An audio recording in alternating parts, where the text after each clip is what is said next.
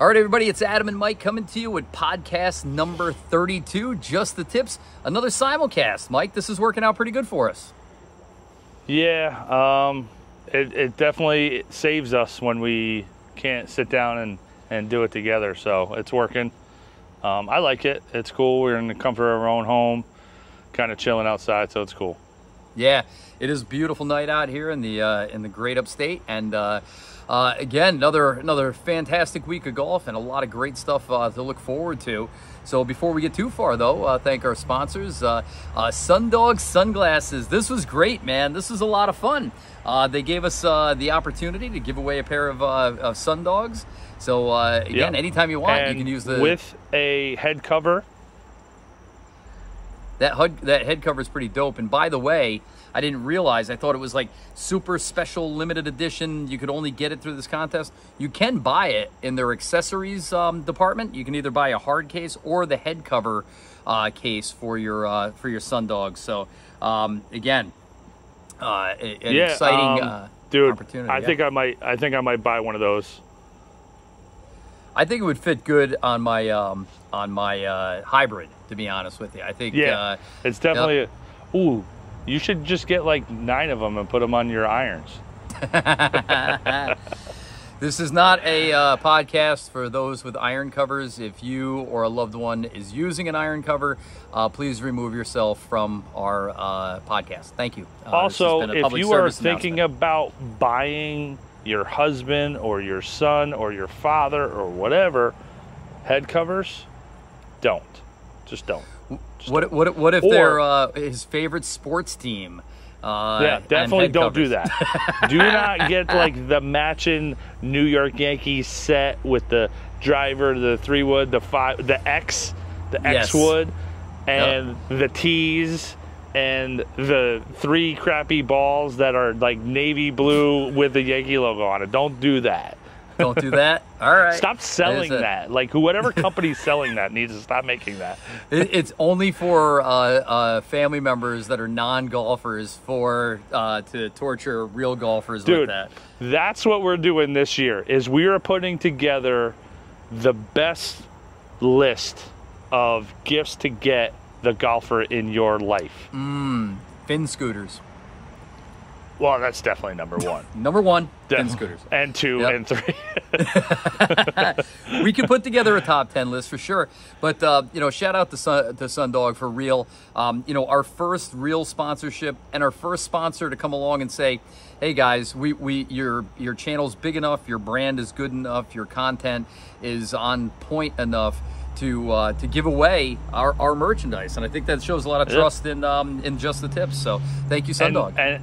Yeah, thank you guys very much. Honestly, they were one of the first companies that I wanted to touch base with when we started this channel, because our viewers, listen, people, I want to say they've been with us from the beginning, but they haven't. So one of our early on podcasts when we started, actually we did an unboxing of the sunglasses they sent us. I talked about way back when I worked at Kiowa, up in the pro shop, they had one of those little sunglasses displays with like, the 20 on all 4 sides, you can spin it. And I'm looking at these sunglasses, and I was 24 years old, working my butt off, but like I didn't have expendable income. $60 sunglasses, and these things were the first pair of sunglasses that I ever bought that weren't $9.99. Okay. Because I always lost them, broke them, scratched them, whatever. I took such good care of these things, and I had these glasses for at least, I would say, 8 years, and they were my favorite pair of sunglasses. They were the best, and still my favorite. There you go. And it's been well documented for me. During the pandemic, LASIK surgery, I never had a pair of sunglasses that cost less than $1,000 because of my jacked up prescription, and you could only put them in Oakley frames that the doctor gave you. The first time that I'm able to buy a sub $1,000 and really a sub $100 pair of quality sunglasses that I love the way they look, I love the way they perform, and we're putting in a big family order for the Paddock family for Myrtle Beach. Everybody's getting a pair of Sundogs for That's awesome. for 2024. So and they said, yeah, and they just selected the winner for our competition or our giveaway this week, and none other than superfan Coach Roach. Yeah, there you go. Fantastic, Yeah. Coach Roach. Congratulations to you. It's well deserved. Turn in your code for your free pair of Sundogs. Nice job, man. Yeah. So obviously we'll touch base with him, and Sundog will touch base with him. I mean, this is coming out on Sunday. He'll know by the time he's watching this podcast. But I think awesome. I think we'll Thank see you it, for the love, Coach Roach. Super fan, dude. Super fan, and I love it. There you go.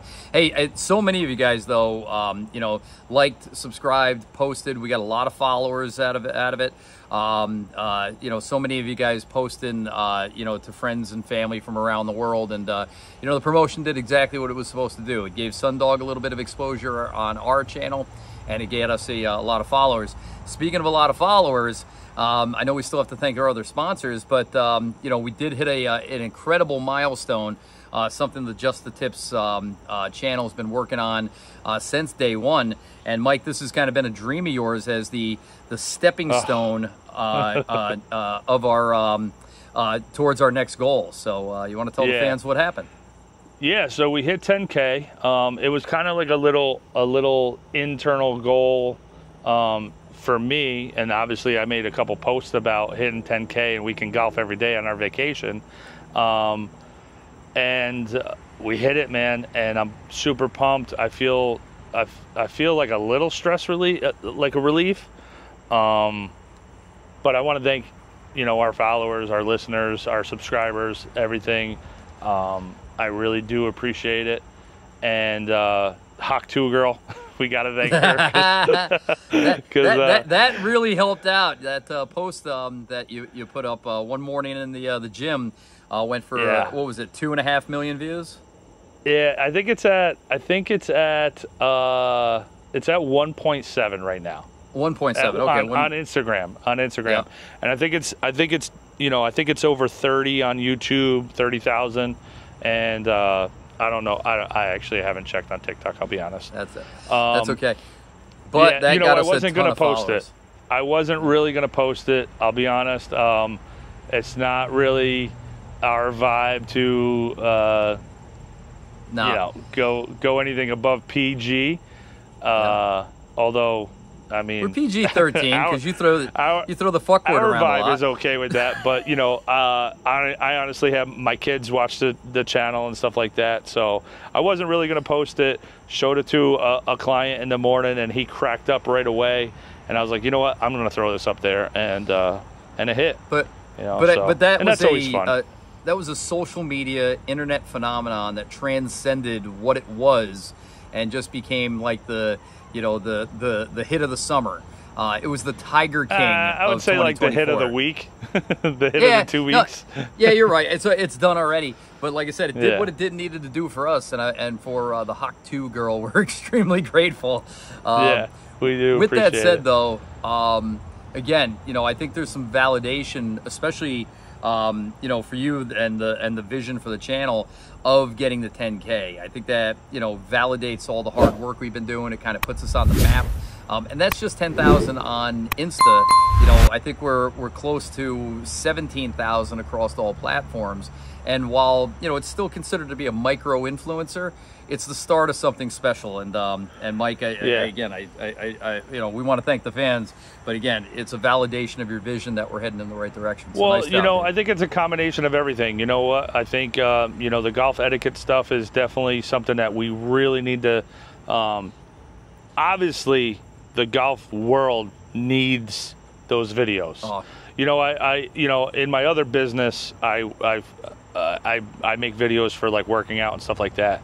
And if you wanted to get big on doing stuff like that, and golf is a huge niche as well. So there's a lot of people in the niche. They were always like, what is your point? What's the point of your channel?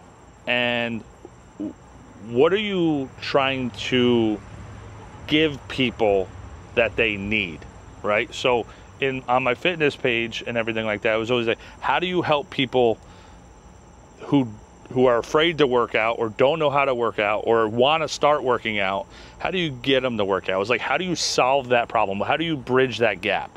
Mm-hmm. And I think almost by accident, it's not really accident, but it's not the vision I had in my head originally with the Slow Play Steve thing. But the golf etiquette thing is that. It's bridging that gap of solving something that is missing in the golf industry, is helping people understand the gray area of golf. You know what I mean? Nuance. Yeah. Yep. So big time, and I hope we do get a little etiquette talk today. I had a quick 9 after work with my brother today, and who doesn't play like at all, and we had a blast. And he's he knows the rules and he knows the etiquette. Some of the other folks on the course, it must have been like discount night for the public at our semi-private course. I was like, what is going on out here tonight? Yeah. We were scheduled to play 18. We only ended up playing 9. I'm like, I can't deal with this. I'm like, and I'm not being a snob. I'm like, we're going to be out here for the rest of our lives, and one of us is going to get hurt. You know? And here's the deal. You know what? And that's something that, again, you can't, like we were trying to explain to the guy in the gym, like you can't teach him those scenarios unless you're in it, right? Yeah. There's certain times of the course where this golf is acceptable, and there's other times of the course where this golf is acceptable. Like a Friday, summer, like you said, discount night, like whatever, it's a different level of golf. You know what I mean? That I do not want to be a part of. Yeah, it's tough. You know, like that 4:30, on a Friday, on a warm summer day, you got like you got the dads out there bringing their 14-year-old son, or vice versa, the son who's bringing his like 60 or 80-year-old dad, whatever it is, it's a different vibe. The 4 buddies who decided that's the one time they're going to go play golf this summer, and because they can finally get the permission slip from their wives, and then they want to get hammered, smoke cigars, listen to music, whatever. It's a different thing, but yeah. So how'd you play? Like complete garbage. We might as well start there. And we got more sponsors to thank. This is Freeform. But we went out. My brother probably plays once or twice a year. My dad deals in used golf clubs, so he's got a good set of clubs. Dude, by the way, my brother's got the dopest golf bag of anybody in the history of anywhere, right? I just saw it the other day. I go, where did you get this? He goes, his girlfriend bought it for him. My brother's a volunteer firefighter, and he has a bag. The jackets the firefighters wear, like the yellow and beige ones, but with the reflective stripes? Yeah. That's what this carry bag was. It was made of that exact material with the reflective stripes. I almost thought you were going to say that it was like made out of like a couple of them, though. That would be pretty cool. Out of the same exact the same material. Dude, if somebody, you know what, there's a niche market for you. If somebody wants to take used firefighter equipment and sew it into a golf bag and sell it, that's what a raffle, what a cool giveaway. But his bag is so freaking dope, it's ridiculous. So I get up, we get there in the early afternoon, and I go to the pro shop. I said, we're going to slip out for a quick 18. And they go, we're booked for an hour. I go, yeah, but it's me. We'll just, they're like, no. Like every 8 minutes for the next hour or so, there's nothing up there. And I'm like, well, I'll go off the back. She's like, no, it's been this way all day. There's no slipping in. So, really? We hit some balls and we chipped and putt. And some people were late to their tee time. So we snuck up there, just the two of us, but kind of assuming that my brother's not going to play that quick. Just because he doesn't play a lot. I go, good. And plus, we'll get a chance to catch up. We're walking. Everybody else is riding. And, we decided to play the whites. I birdied the first hole. He takes a 5. I'm like, that's great. I'm like thinking that's like the only bogey he's going to make. We step up on the number 2 into the wind. I hit a pounded cut inside of 250 directly in the middle of the fairway. He outdrove me by 60 yards. What?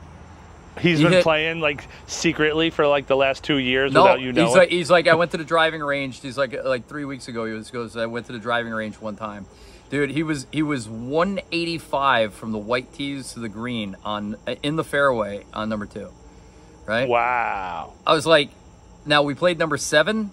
He drove it right next to my good drive. He drop kicked it to equal distance to mine. I'm like, so you and I are in the gym, lifting weights. We're doing all the things. I'm doing yoga. I'm waking up at 4:30 in the morning. He rolls out with his fireman bag. Don't finish the sentence. And his R7, and he's out driving me by 60 yards. I'm like, what is going on? That's the secret weapon is the R7. The R7 is the secret weapon, dude. I'm telling you. That was that and the G4 Ping G4. We're talking 2006. Dude, those were like he's hitting bombs with a reverse pivot. And he's going, and he's hitting a slice that would make you blush, So just but he's the hitting etiquette 300 part, yards, dude. He's crushing this drive, and he's 32 years old. He's not a golfer. He's just a guy. He's not even an athlete. He's a fireman though, dude. He's a fireman. He's a big, strong dude. But you're a big, strong dude, and I like I said, I'm sitting there. I'm going, how are you hitting the ball this far? So we get up on number 4, and I draw one to the far left side of the fairway, and he slices one over number 5 green to number 6 tee box, right, Ooh. like around the trees. It's Listen, like don't judge. I've been there before. So he chips it back out like into the fairway, but he's still on the extreme right side of the fairway. I'm the extreme left side of the fairway. The foursome of guys who decided today was a good day to go play for the first time is hitting off a number 5 tee box, and they yell 4 right, and I see my brother duck. Dude, I'm in the rough next to the red hazard. I almost got hit. It flew over my head from number 5 over to the other side of 4. Dude, a 2 fairway slice. Your brother just did the same thing, so you can't say anything. I'm like, what is going on out here, right? So then I see these guys tromping around in the trap. They're all 4 of them are in the trap on number 5. We get up and finish the hole, but we don't see them finish. They're teeing off 6. My brother and I both hit it in the trap. I get up there. I've never seen this before, dude. I mean, 4 different sets of footprints. There's not even a piece of their fairway that's raked. It looked like the beach at Sandy Hook, New Jersey. Where on a busy Saturday. I'm like, what? Yeah. I'm like, come on, dude. And then we're on number 7. We get up there. They're way up in the fairway. I go to hit. They're driving back towards us. I go and like 150 yards back towards us to hit the ball. I'm like, what is going? I'm like, by the time we made the turn, I'm like, do you want dinner? Because I don't want to play the back 9. I'm like, I'll buy you chicken wings. I'm like, So it's so anyway. it's so hard because like, we make these videos about proper etiquette, but then there's times that I just want to fly one off their forehead. I was getting a little heated out there, and like I said, and my brother, he went on to shoot in the, in his estimation the high 50s, in my estimation the low 70s, but he, like I said, nobody was in danger. He was playing quickly. We were having fun, yeah. But I think I was also smart enough to play with just the 2 of us, to keep the pace of play. Yeah, but we it's were a out good there thing I didn't come out then. No, dude, I probably would have lost it. Yeah, we were out there for 2.5 hours for 9 holes, and I'm like, that's enough. I'm like, no mas. So they should make a course for people like that. They do. Well, they used to. Now it's not that anymore. Now that course is too nice for them. Yeah. So now am I being snobbish? I'm sounding like an asshole right here. I gotta be honest with you. I hear the way I sound, but I'm like, oh man. No, but there has to be. There has to be. I don't know. I don't know how you would separate it. Because it's really hard. Because so here's the thing: I don't know if those guys know. Do they know that what they're doing is not good? I don't want to say do they know what they're doing is wrong, because we've had these conversations where some people just don't know the etiquette and don't know the rules and don't know. I don't know. Freaking manners. But I just need to belong to an all private. Like private your brother, club. That's all right? there's Like to your it. brother knows that he's going out there for a game of whatever you want to call it. You want to call it hit and giggle or whack fuck, whatever you want to call it. Yeah. He knows it. So does your brother pick up after like double par? Oh, yeah. So on 70, he hit his second shot into the woods. Went down, took a peek for it, took one out of his pocket, threw it up into the fairway next to mine, and kept playing. I mean, right. So there's that. Yeah. Or there's the other thing where the guy, doesn't do that, and he chips it out, and he swings and misses 3 times, and then he finally barely gets it out. Then he hits it again, and it hits a tree and comes back to him. It's like, what are you doing, dude? So, Mike, I would say this, is that if your playing experience is making the playing experience for other people bad, then you have bad etiquette, right? But you here's can play the thing. bad. You can play bad, but you can't play so bad that it's hurting the people around you that you're not even playing with. So that's what I'm talking about. Do people have that? And, me and you have talked about this, like, personally, about empathy, being able to put yourself in other people's shoes and kind of, for me, like, and I said, like, being a caddy, I always am like, all right, where's that group behind us? All right, we're good. All right. Even if we're like 2 holes ahead, I still will take a peek just to make sure somebody didn't jump in, or for some reason, somebody hit one out of bounds, so we ended up taking 5 minutes longer on that hole than we normally would, or whatever it is. I'm always peeking. There's people that have no clue. And those people are the people who, I don't know, there's probably a handful of things, but I'd say have no empathy, have no common sense, have no manners, have no etiquette, whatever. I can go on and on. They're oblivious. Yep. So here's the thing is that's why God invented Rangers. Not to give me a hard time because I'm triple checking my birdie putt because I'm putting for a zillion bucks or to try and beat you. It's to get these guys and shepherd their ass around the course in a meaningful way so they don't hog up the whole course. And you know what? You got a point there, because that's something that, it needs to be evaluated almost in the pro shop or almost on the first tee with the starter. Is like, hey, who are you guys? Are you guys a group of New Yorkers that came down to get away from the misses and get drunk and whack a ball around? Or are you guys down here, you got some matches going, it's serious, you got your handicaps all squared away, you got your cards dotted up before you even get to the first tee? There's a difference in how you handle them out on the course. Well, here's the thing, too, is that I think this is the difference between Northeast golf and down South golf. Northeast golf. South golf. Yeah, Northeast golf is like, hey, everybody, it's funny we're so close to Woodstock because there should be a big peace sign and, like, everybody's welcome and you play the way you play. Down South is like, get out of the way, get moving, get going, stop that. The Rangers taking a look. I think Northeast golf is like, hey, it's nice out, everybody go play golf. Yeah, we're down South. It's like, it's nice out, get out of the way. We have other things to do today. We want to get home before it gets too hot out.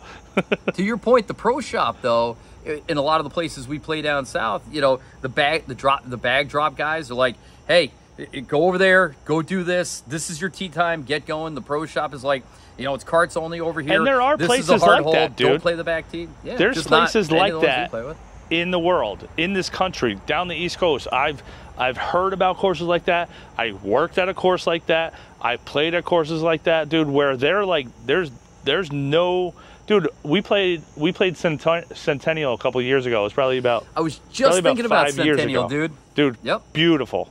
3 nines, 3 totally different nines, which is awesome. Used to be a top 100 I didn't touch my bag. I didn't touch my bag until I got my driver out on the first tee. They put it on so I wasn't going to go to the bag drop because I'm one of those guys that, you know, I want to put some stuff in my bag and all these things. And, but I went up to the bag drop. They took the stuff out.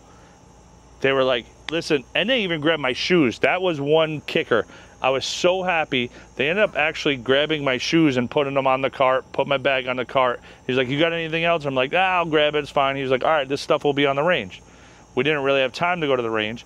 So they're like, all right, park over here, go in through that front door, go straight through onto the back and to the left is where you check in. Boom, boom, boom, check in, pay. They're like, all right, you're going to go out these doors. You're going to go into the range. You guys got about 5 minutes, so you really don't have time to go to the range. You're going to have to go to the first tee. Starter's going to be over there. Boom, boom, boom, boom, boom, boom. Dude, I didn't touch my bag until pulling the driver out on the first tee because they were so, and literally we were running behind, so they were like, you don't have time to go to the range. Yep. So it's so doable. It's so funny you mentioned Centennial because that's exactly the course I was thinking about, and I bet I haven't played Centennial since 2005.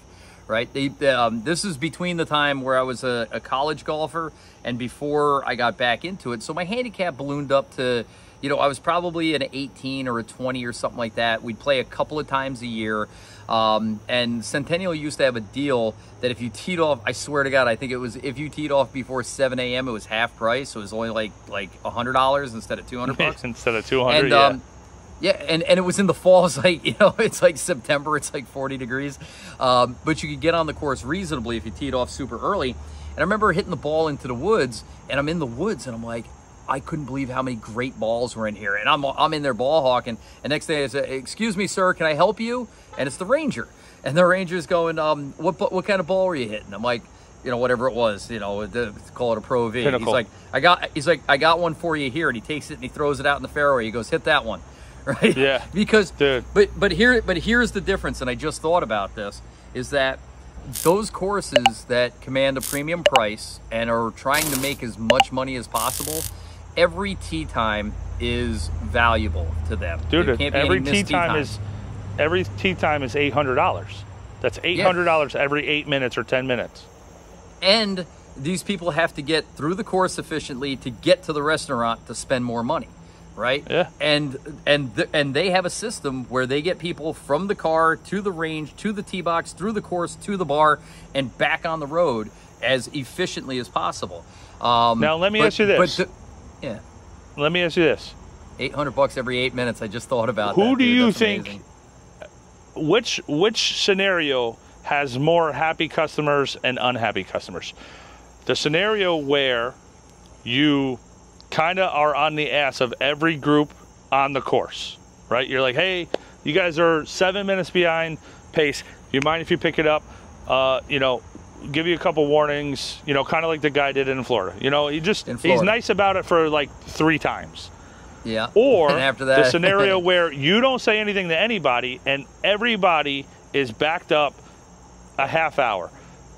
That first group that's not backed up or the first group that's holding everybody up, they're not upset, but the other 45 groups behind them are.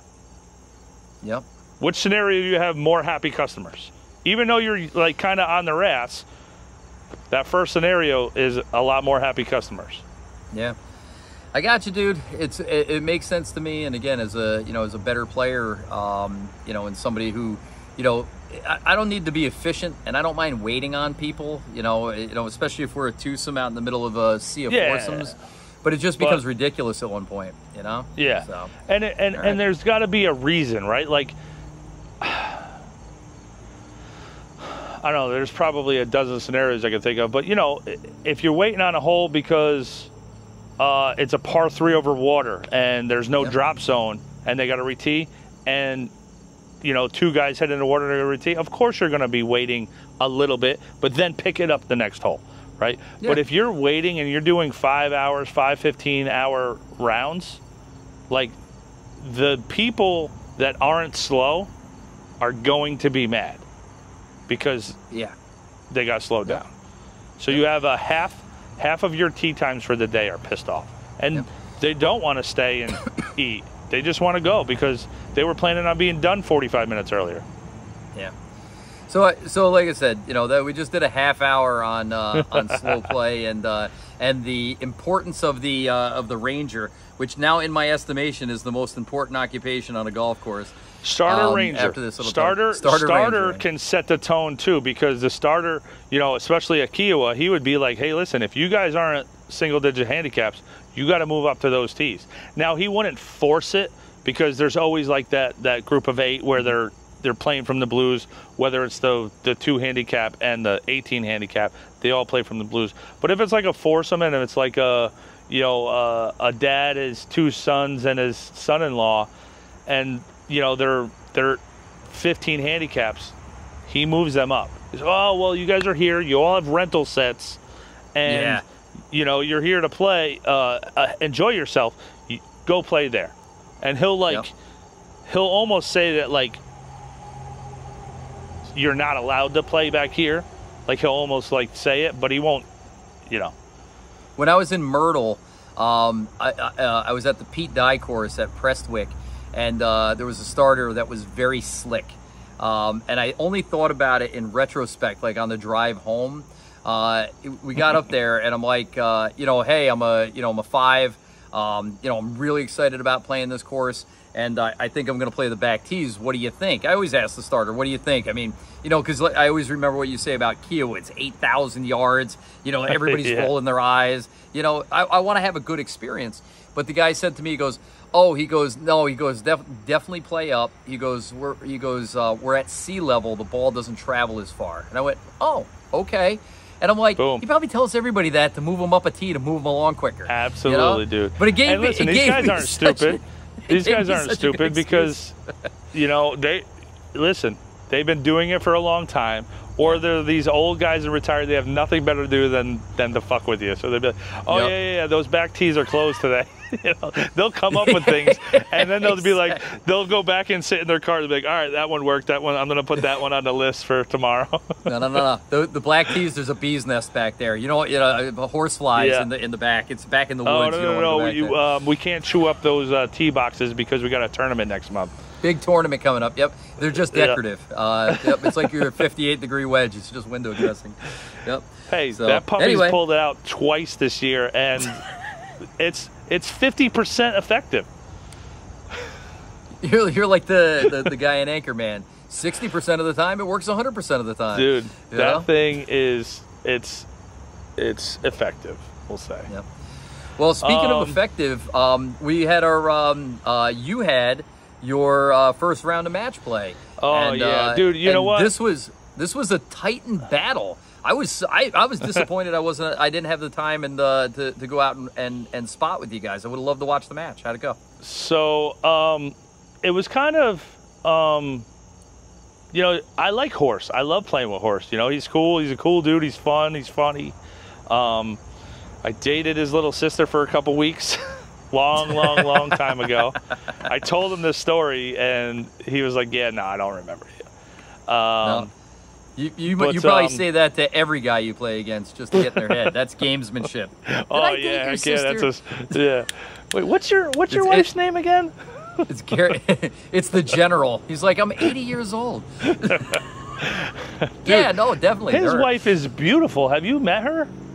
No. So, I told him this one time. I said, your wife has an aura about her of beauty and positivity that I've never seen in another human being. She's a special individual. I don't know where she came from. So I've known Gary since I met Gary when I first joined and played in the match play against him, and he calls me the next day, and he's like, my daughter, and I'm like, what? I'm like, I thought he was calling me on like a putt, whatever. He's like, yeah, daughter, blah, blah, blah. Anyway, so we became good friends, and I ended up training him for a while. But, he always mentioned his wife, and I never met her. So 2 months ago, I'm leaving the range. It's like almost dark out. They're walking out of like a dinner party at Wiltwyck. And he's like, Romano. I'm like, is that Boyce? And she's like, is that the Mike Romano that I've always heard about? I'm like, oh my God. So she runs up and hugs me. She hugged me like 11 times in like the initial greeting. Yep. So I meet her, talk to her, blah, blah, blah. She hugs me a couple more times. We end up talking some more. We walk all the way back to the car. She hugs me like 10 more times. I'm driving home, and I'm like, I could smell her perfume on me. I'm like, dude, Lisa's not going to believe this story. She's just not. I'm like, I got to go home. I'm going to take this shirt off, throw it in the hamper, shower real quick. And then I told her, she was like, is that why you showered so quick? I'm like, yeah, but I swear it was Gary's wife. You just got guilty written all over you. That's the problem. I like felt guilty and I didn't even do anything wrong. She is the loveliest human being on the planet. I've met her a handful of times, and it's just like I said. I've never said this about somebody. Like, she has like a glow about her of just like positivity and beauty, and just like the nicest person ever to talk to. So, yeah, she's Gary's very lucky, and honestly, any of us that get to meet her are very lucky. You know, there's not a lot of people like that in the world. I got to be honest. You know. Yeah, absolutely. No, definitely. So. I think I like her. I definitely like her more than I like the general. And I like the general a lot too, so that says a lot. Yep.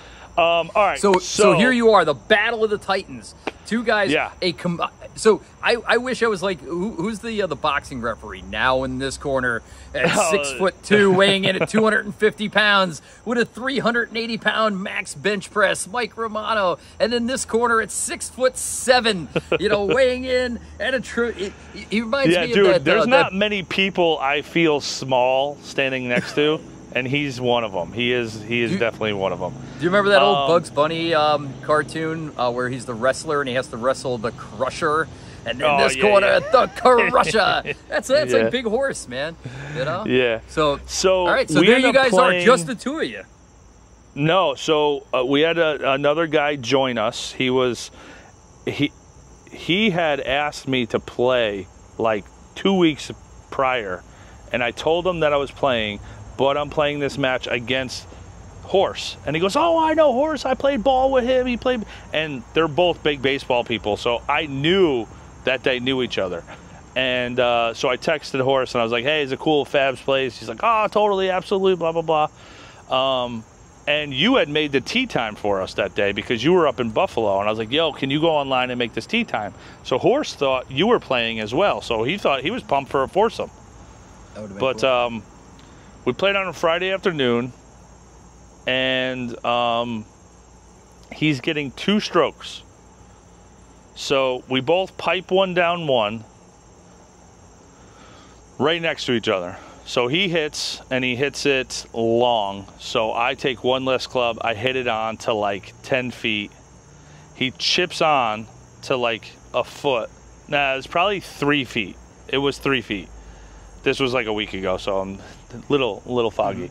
It was 3 feet, and I was like, oh, Horse, that's kind of like first hole. I don't know. I'm like, let me just make my birdie, and then I'll give that to you. And he started laughing, and I lipped out the birdie putt and tapped in for par, and I just gave him the putt anyway. So I was like, all right, we're even. I know.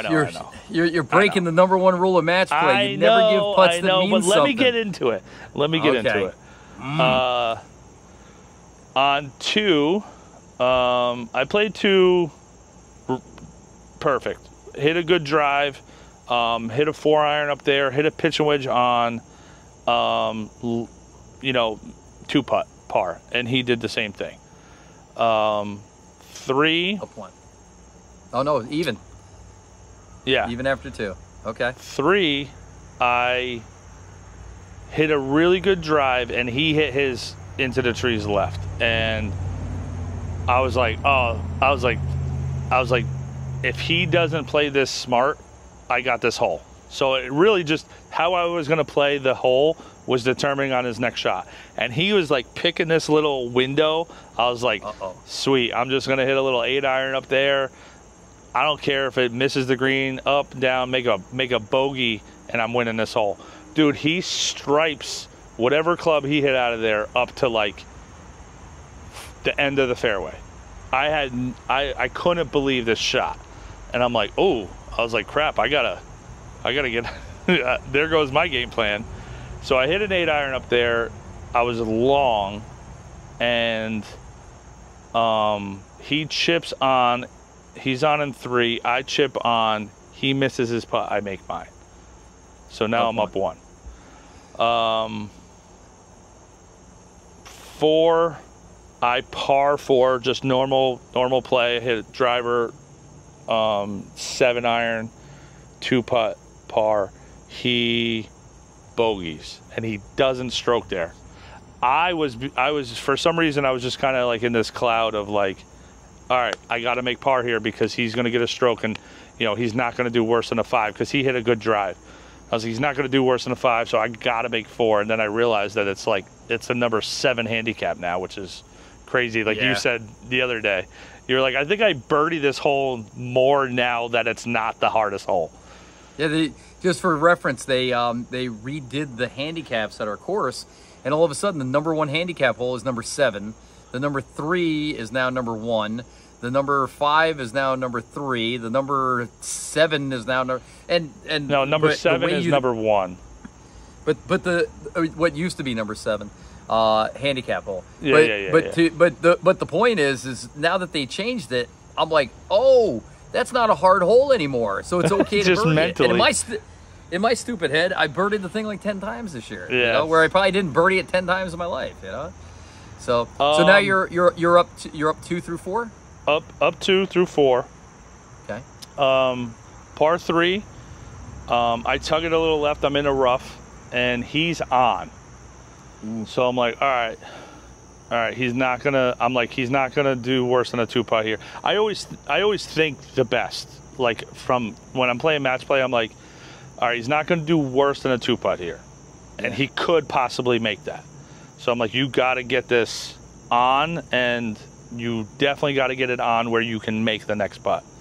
Dude, I hit the sweetest little fluffy floppy, lands on the fringe and trickles on to a foot, par. He 2-putts, par. Nice. So still up 2. Dude, 6. Dog leg right.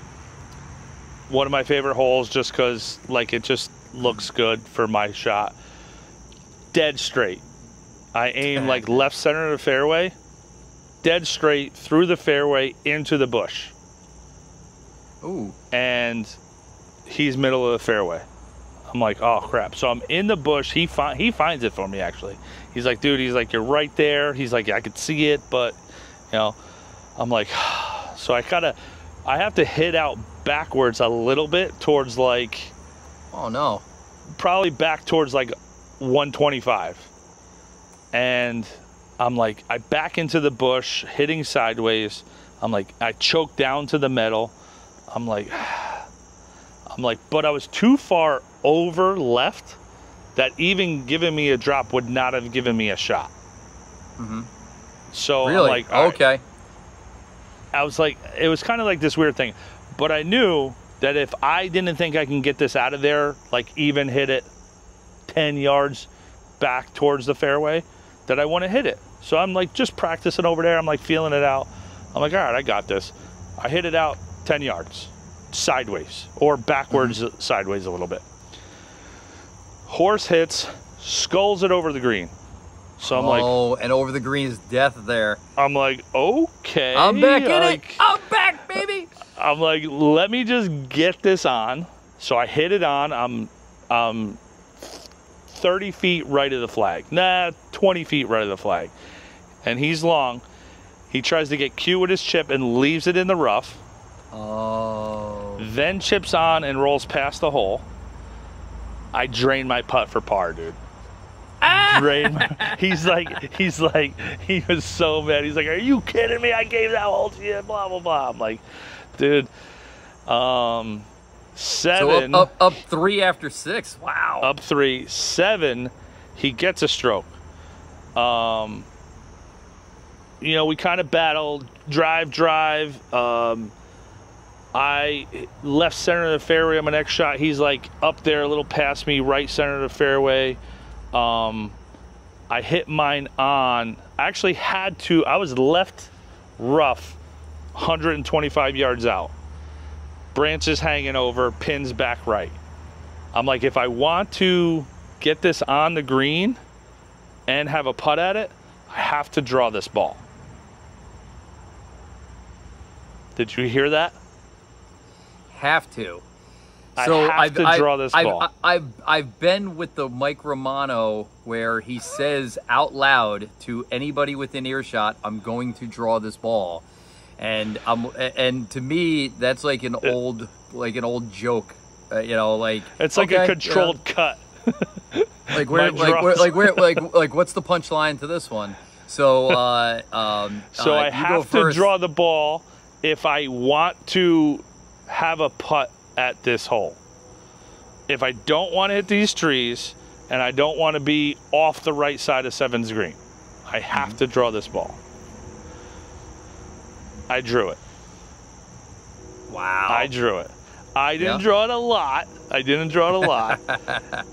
It's back right edge of the green. It's actually a little bit of fringe, but it didn't fade off the right side of the green, and it didn't hit these trees, so I couldn't have started it left.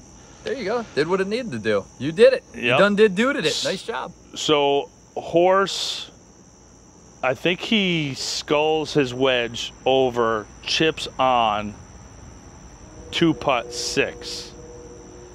I'm fringe 15 feet. Yeah. I hit this putt 7 feet, maybe. So now he's in 6 for 5, and I have an 8-footer for par, and I drained it. To tie. Oh, drained dude, there you go. Yeah. Wow. So he was not happy about that one again. All right. So still up 3. Yep. So 8. 8. He was long fringe. I was short green, both 2-putt par. Okay. No 9. Ugh. Listen, I'm 2 over, by the way. I was just gonna say, what are you at? You had 2 bogeys. I'm 2 over at this point, and so par for a 38. What's your lowest ever on the front? Have you ever broken 40 on the front? Yeah, I shot 78 a couple years ago at Rick. And I think it was 39, something like that. So 38 would have been it. Yep. Not an easy par. 9 is well documented as an extremely difficult. Yeah, but even if I take bogey there, it's 39. Yeah. Yeah. So I hit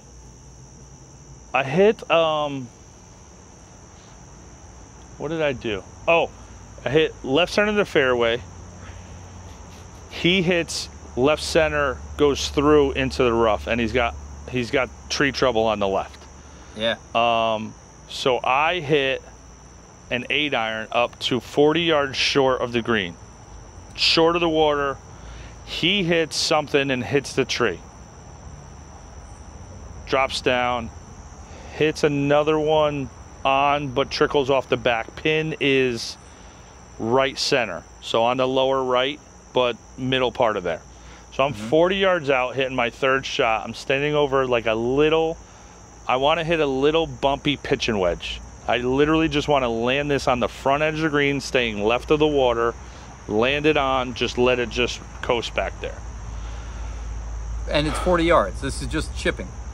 Yeah, this is literally just stay left of this edge of the water, get it up and on, maybe make a putt, maybe miss a putt, but either way, it's going to be a bogey. 4 or 5. Boom. Yep. I shanked it into the water. Toe shanked it into the water, dude. I'm mad at you for bringing this up because I was over it. So I drop, chip it on, hit a not so great chip, but it like trickles out to be somewhat decent to like, I don't know, maybe 20 feet, maybe 18 feet, something like that. Horse was long on his 3rd shot, so he chips on 2 putts, 6. I'm putting for a 6 from 18 feet and drain it. Jeez, like the greatest putter of all time, man. Yeah. So he gives me a little side eye on that one. He's like, dude, I thought you were gonna at least give me one there, and I was like, yeah, sorry, dude. I mean, I tried. So I shot 40, 3 up 40 and up through 3. 9. All right, dude. You know. So then the horns blew. Storm comes through, crazy, everything, and we were gonna wait it out a little bit, but they were saying like 2.5 hours because they were seeing like another band coming through, and then lightning and this and that. So. And we have an automated system at the course that if there's a lightning strike within a mile, the horn blows, and it's mandatory that you come off the course. It's not. This isn't somebody's opinion. This is Doppler radar 5000. Yeah. So I mean, everybody was underneath the overhang. I ended up getting food, and I was thinking I was just like kind of figuring what we were gonna do. So I asked them. I said, do you want to pick this up on another day, but pick it up from where we left off, because I was 3 up. Exactly. And he was like, yeah. So I went in, and I didn't want to put that answer on him. Yeah. Because I wanted to do the right thing. Because if you can't do that, then I don't want to make him do that. So I went in and I asked Ty, I asked Madison. I said, hey, what's the deal with this? If we're not going to go back out for like another 2 hours, 2.5 hours, I can't stay that long. I had to pick the girls up in Massachusetts. Yeah. I said, but we finished 9, and can we play it on another day, picking up where we left off? Ty was like, oh yeah, totally, definitely, this and that. He's like, as long as he's cool with it. But I actually don't think he said as long as he's cool with it. I think that's, you can do that. I think you just pick up. Yeah, I was gonna say, I don't know what the formal rule would be. Do they cancel it and then you start over? I don't think so. Even if it's another day. I'll give you a good example. If it's the PGA Tour and it's stroke play, and they get rained out, I mean, sometimes they leave the ball in the middle of the fairway with a tee. Yeah. And come back the next day. Yeah, like Ryder Cup or something like that. Yeah. Yeah, Ryder Cup, they wouldn't like start the match over. So no. So I think it's the right play. So, I said to him, hey, listen, we have until like next weekend to finish this. You let me know and I'll make it work. So he texted me one day and he was like, can you do tomorrow afternoon? I was like, yeah, dude, I'll make it work. It was hot, dude. Oh, and we were in carts on the front 9, which, I don't know, like whatever. But he said that he walked the day before and he was planning on walking the next day. So he's like, yo, he's like, you care if I take it easy with a cart? I was like, nah, dude. I'm like, I had Money Mike's electric cart because I was going to try it out. But this thing was so quirky. And I was like, do I really want to be fidgeting with this thing during a match? I'm like, no. I was like, horse, I'm totally cool with a cart. We'll get separate carts. It's cool, whatever. Paid for a cart for 18, only used it for 9. So when we went back out for the back 9, just used the cart again. And thank God, because it was, I think, 175 degrees out.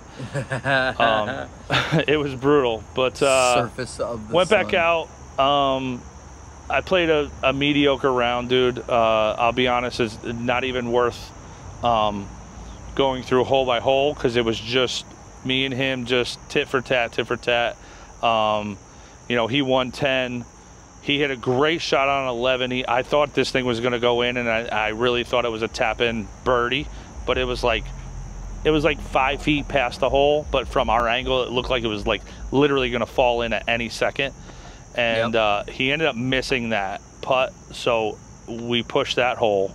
So he won 11 with a stroke. I made bogey. He made bogey.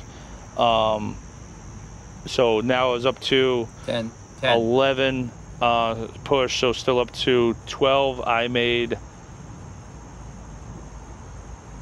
12. I made par. He made 6, so back up 3.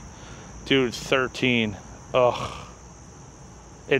I said it wasn't anything special to talk about. This is actually special, but on the wrong side. I was 98 yards out. He tops his drive, so he's over by the parking lot. He hits a great shot up. Don't get me wrong. He hits a great second shot, but he's not on in 2. I'm 98 yards. And I skull it over the green. And I'm like, all right, it's a pitch and wedge. You know, I'm thinking it's probably just a little long, dude. So I swung the cart around. I was maybe, you know, the official 10 to 15 yards off of the green. Yeah. And and I was like looking for it. And he was like, no, it's on the other side of your cart. I was like, what? So I sculled this thing. Yeah, how far did you hit the bladed pitch and wedge? I think I hit it like 142 yards. Uphill into the wind.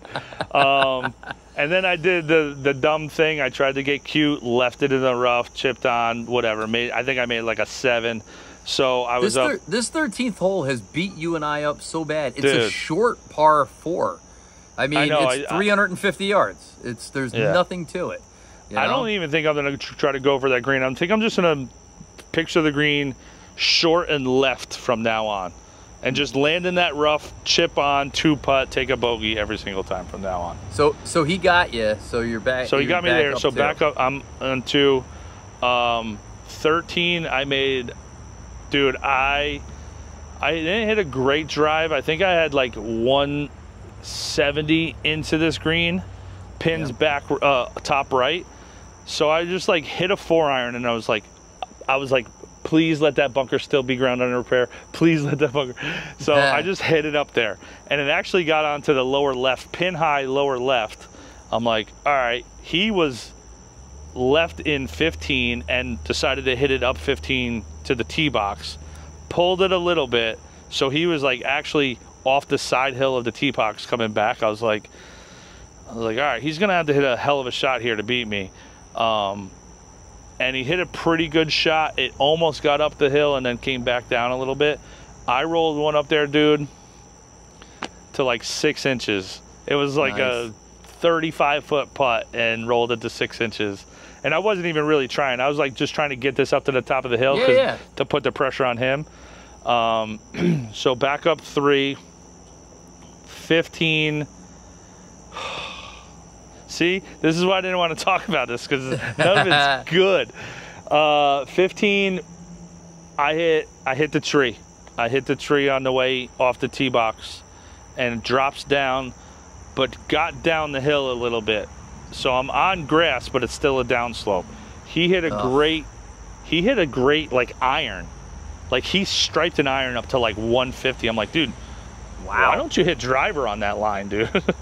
Yeah. And I mean, he really doesn't have to. So I'm like, oh crap. I'm like, I wouldn't have normally hit like a long club there. I would have probably just hit like a 6-iron up to like inside 100. But I hit hybrid. I was like, it feels good, whatever. And I lost it a little right and goes into the water. So I'm like, all right, horse, if you put this on the green, it's your hole, dude. Like, just get it up there. Basically, like in a nice way, not like a mess with him way. I gotcha. Yeah. And because I was like, all right, whatever. Dude, he hits it into the water. I'm like, horse. I'm like, I literally basically gave you this hole, dude. Yeah. He's like, oh, whatever. He's like, so, and I think he wanted to say etiquette police again. But I was like, listen, dude. I'm like, I went in here. I'm coming back online from the pin, flat, because it's a little kind of bumpy right there along the side. Yeah. So I got a flat, hit it on, but not good. He was like, well, I kind of went in here. I was like, yeah, so this is where you crossed, and then anything back in this rough line in line with the pin. He's like, all right. I said, and you can come back as far as you want as long as you keep the pin in line. Yeah. And, you can come back as far as you want to get up over the tree. And we were being friendly. Like, I know your guy. Yeah, it's that. I know your guy asked you advice, and you were like, dude, we're not friends. No. Figure it out. We're out there. Phone I'm out a friend, there. get a rule book, ask Siri, don't ask me. We're friends with horse, so, like, I'm not going to be a jerk to him on the course, but anyway. I don't know, I think I made a 7 there, and he ended up making a 6 or something like that. So I'm back up to number 16, par 3. I hit He yanks one left, long left, dispersion. And I hit a beautiful 6-iron and lands pin high and rolls to the back edge of the green, through the green onto the edge of the fringe and the rough cut. Oh, he's long left. Not an easy chip from where he's coming from. And he leaves it short in the rough still. But he's closer than me now. So I'm like, all right, let me put some pressure on him. I'm going to putt this. Yeah. And I had some grass in between the ball and the face, but I'm like, dude, just put the pressure on him, get this within 5 feet, and then he's going to, have to think about his next shot. Dude, I knocked it to a foot.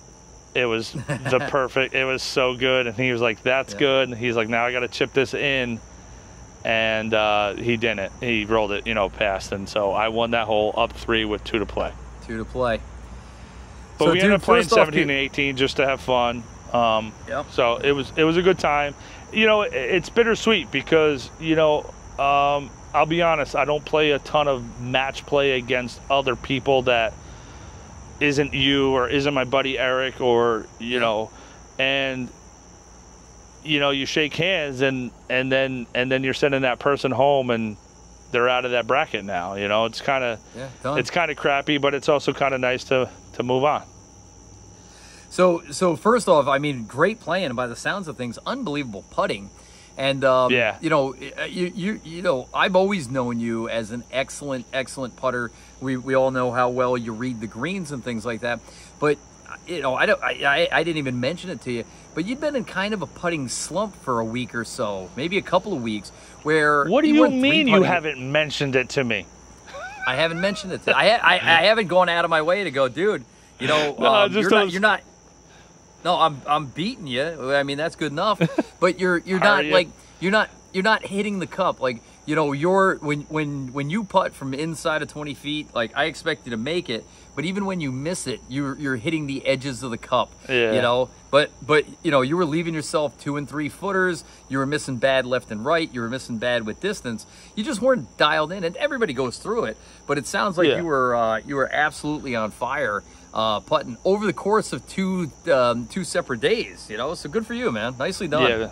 Yeah, it felt good. It was kind of nice to like you said, to not only make a few of them, but also to like leave the tap ins.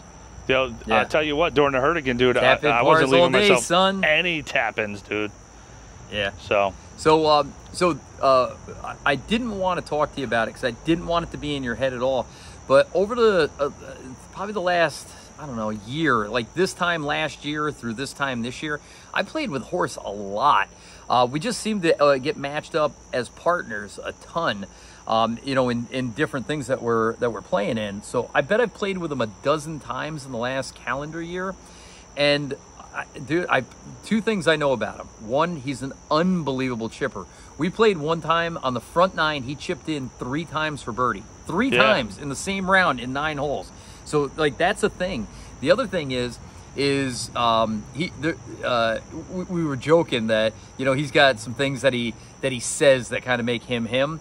But one of the things that he says, and he says it all the time, is and he truly believes, and I love it. I love the mentality behind it. Is that he's this great finisher. He believes in his own head that he finishes the 9s better than anybody. That he's going to play 16, 17, and 18 like at least 1 under, right? And he even has a phrase that he uses quite often. He says, "There's only 3 things in this world that are guaranteed: death, taxes, and horse on 18." Right? I didn't want to say that to you because God forbid it came down to 18. Then I got I'm in your head, you're going, oh no, he's the greatest finisher in the history of the world. But again, you just played well. What'd you end up shooting for the 18? I think it was a 40-42. 82. No, that ain't right. That ain't right. I think it was an 84. I think it was an 84. I think it was 40-44. All right. That's under your handicap. So again, you took care of business. You went out and did what you needed to do, man. So nice job. Yeah. And now, welcome to round 2. You know who you have next? I do. I'm playing Money Mike this Sunday morning. Nice. Oh, Yeah. right. You're playing him in. Yeah. You're playing him when this airs. So, I don't want to say like I'm his mentor or his hero or anything, but this is definitely taking my protege out for a good old fashioned whooping behind the shed. So I'm really looking forward to. Who do you got? I got Joey Red. Oh, yeah. So for those of you who don't know, Mr. Redmond is the longest hitter. He won the $500 on our channel. He won the $500 putting challenge. He's the longest hitter I've ever been with. He commonly hits driver sand wedge. A couple days we aired the $500 putting challenge. A couple days before that, I made a short of him hitting the longest drive I've ever seen in person, dude. Dude, 300. I think it was 378 yards. So not only that, he's in the Hertigan from the Blacks in high competition after 3 days. He shot even par from the back tees at our course. I know he had a 68 just recently. He had a 71. He had a 71. Now the good news is I believe his handicap is now a +1. Do they adjust it? Do they adjust it through this bracket? Mm-hmm. Yeah. Okay. Oh, I don't know. I would assume so. It's a season I don't think long. so. I think they do. I don't think they can use the starting handicap for folks, because by the time we start and the time we finish, it could be like 10 or 12 weeks. You can't, especially these high handicaps that play through the summer. They could be moving down 3, 4, 5, 6, 7 strokes. But either way, he's either a 1, a 0, or a +1. So, and I gotta come out and shoot my best game, though. I gotta, if I'm a 9.7, and if he's a 0, then whatever that equates to as strokes, then I gotta play my best golf against him to beat him. Yeah, but always, in match play, and one thing about long hitters, and this isn't unique to Joey, but it is for long hitters, is the longer you hit it, the wider your dispersion, and when things are going right, they're very difficult to beat. When things are going wrong for long hitters, they go So really I played wrong. with him. I just played with him last week on Sunday when he shot his 71, and there were a couple times when he pulled driver, and I'm like, I was thinking that I'm like, dude, you don't have that much room up there, and dead straight. Dude. No. Dead straight. In the last few weeks, he's been super locked in. Ever since probably like the week before the Hertigan and up to now. But here's the good news: he did play our good friend Michelle Siegel, who is the queen of Wiltwyck. She probably logs more rounds there than anybody. Plays almost every day. I think she's like a 30 or a 28, 29. She was getting Joey in the first round. She was getting 2 strokes on 8 holes, so that makes her 26. She got 26 strokes off of Joey, and took him 19 holes before he beat her. Yeah. Yep. So, and dude, I'll be honest, I don't know which one I was rooting for, because I've heard that about her, because you played with her in that junior senior thing. She played so good, we won that thing by like 10 strokes. It was ridiculous. I know, dude. Hey, I know we got a long podcast, but we should definitely say, great job to Jamie Paddock, our wife, who you've been coaching up. Our wife. Our wife. She calls me. I think you're mine and Jamie's husband. Well, you've coached her up well. Your training has helped her hit the ball not only a lot farther, but with a lot more confidence. Match play. She's not strong in match play, even though she gets a lot of strokes. It's been a real challenge for her. And she played. She was the last seed, so she played last year's champion in the first round. Oh, yeah. Even though she lost, she took him 15 holes, and for her that was a good moral victory. I'd like to see her, advance in the club championship, which is also a match play. So, like I said, she definitely came just out. A good job for her. She definitely came out of that. Well, I mean, she came out of it way more positive than she did last year. I think, what was that? Was it, what was that? Club championship. Yeah. Yep. And, she's obviously, she's definitely coming out of things on the positive side and realizing, listen, the better you get, the harder the game is, or like the more, the harder you are on yourself because you're getting better, and that's good. And more expectations, yeah. Yeah. Yep. So but like Jamie, I said, nice job. So great job. Keep up the great work. There you go.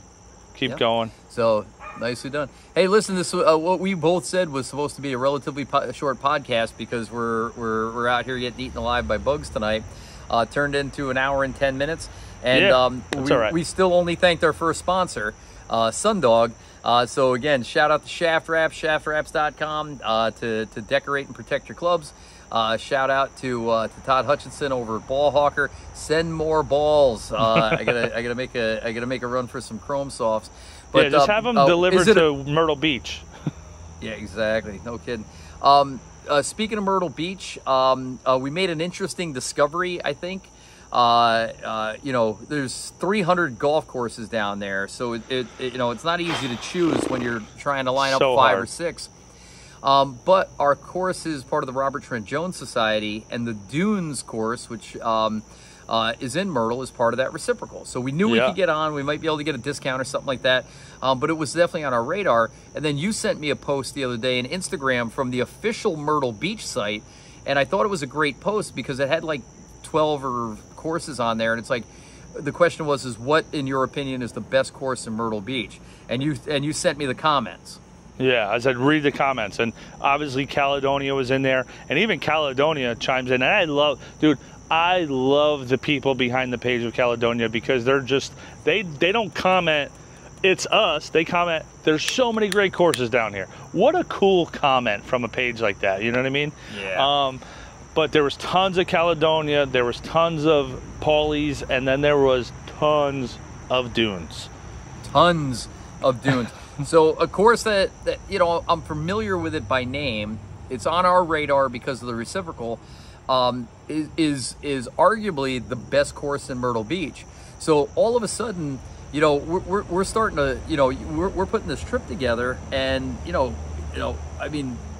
I mean, this is one epic golf trip, dude. I keep thinking to myself, I'm like, this is gonna be bizarre, the level of courses we're playing. Like out of the courses that are on the trip right now, what's the worst one? What's because we got Todd Hill, we got True Blue, Caledonia, the Dunes, and Kiowa. Out of those 5, what's the worst? Tupelo Bay. When we go play soccer golf, dude, no, we're gonna play that mini golf thing. What was that called? You got the name, but it's the greatest mini golf place in the world. But was looking at that, I think I'm gonna have to say, is True Blue the weak link in this? Watch your mouth. I know. Is that a possibility though? No way, dude. No way. Well, I don't know. Here's the thing: is we'll report back. And again, it might be a condition thing or a weather thing or the way we played thing that might, we'll rank them 1 through 5. But quite honestly, I mean, this is like picking which supermodel's the ugliest. It's it's epic, dude. It's absolutely I'm kind of a epic. Blonde. I like blondes. I like brunettes. I'll take anything. Listen, yeah, dude, it's gonna be a great trip.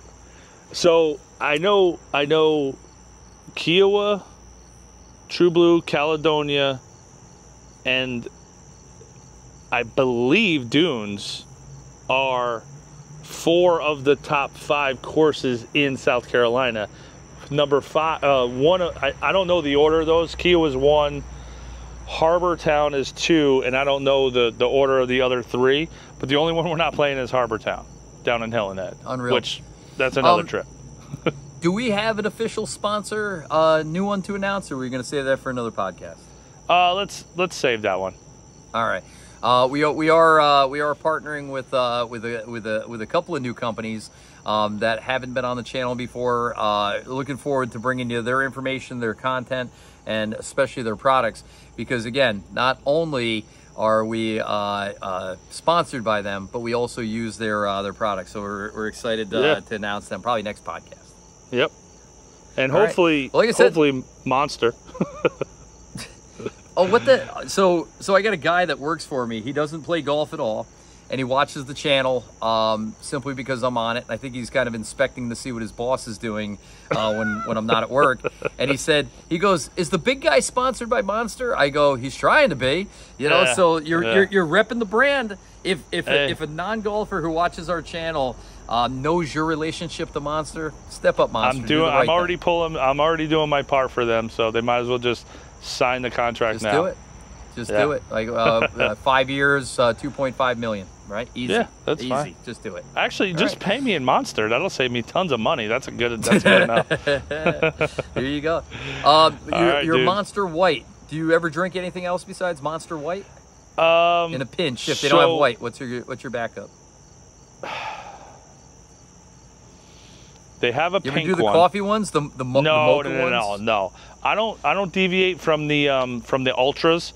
So all those like lighter ones, they're all ultra. They're 10 calories, 0 sugar. Actually, the gas station out there by you, it's on the opposite side of the Roost. Shout out to the Roost. They have a blue one there.